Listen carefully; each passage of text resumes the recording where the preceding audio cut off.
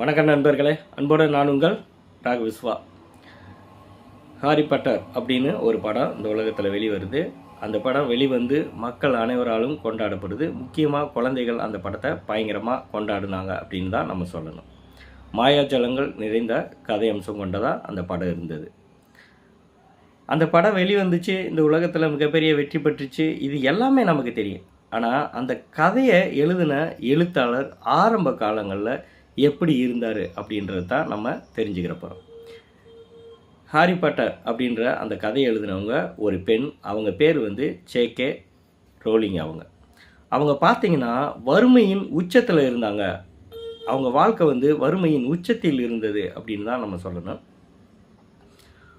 ஒரு குழந்தைய வச்சுக்கிட்டு தான் அவங்க தன்னுடைய வாழ்நாட்டில் ஒவ்வொரு நாளும் போராடிட்டு இருந்தாங்க. சிங்கிள் மதர் அப்படின்னு சொல்லுவாங்க.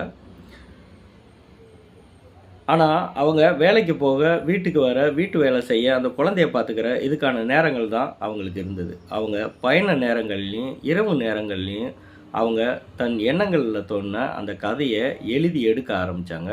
அப்படி எழுதி எடுத்து அந்த கதையை கொண்டுகிட்டு போய் ஒவ்வொரு நூலகங்கள்லேயும் கொடுத்தாங்க, காமிச்சாங்க.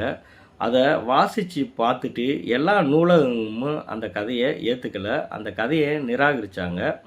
ஏன் நிராகரித்தாங்க அப்படின்னா, அந்த புத்தகம் அதிக பக்கங்கள் கொண்டதாக இருக்குது. அதை யாருமே விரும்பி வாசிக்க மாட்டாங்க. இந்த புத்தகம் தோல்வி அடையும், வெளிவந்தாலும் வெற்றி அடையாது அப்படின்னு அவங்ககிட்ட சொன்னாங்க.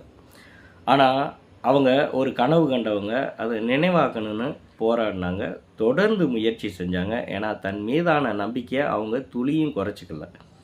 அப்படி தொடர் முயற்சியால் ஒரு பதிப்பகம் வாங்கி அந்த புத்தகத்தை வாசித்து பார்க்குறாங்க.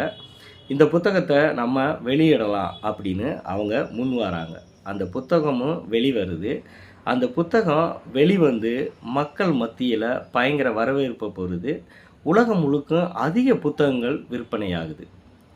ஒரு எழுத்தாளர்லே அதிக பணம் சம்பாதிச்சாங்க, அதிக வருமானம் வாங்கினாங்க அப்படின்னா அது ஜே.கே. ரோலிங் அவங்க தான். அவங்க நம்ம வாழ்க்கையில் சொல்கிறது ஒன்றே ஒன்று தான். நீங்கள் உங்களுக்கு ஒரு கனவு இருந்தால் அந்த கனவுக்காக நீங்கள் உங்கள் மேலே நம்பிக்கை வச்சு போராடுங்க. கீழே விழுந்தால் எழுந்து நின்று ஓட தயாராக இருங்க. தடைகள்லாம் உடஞ்சி போகும் அப்படின்னு தான் நமக்கு சொல்கிறாங்க.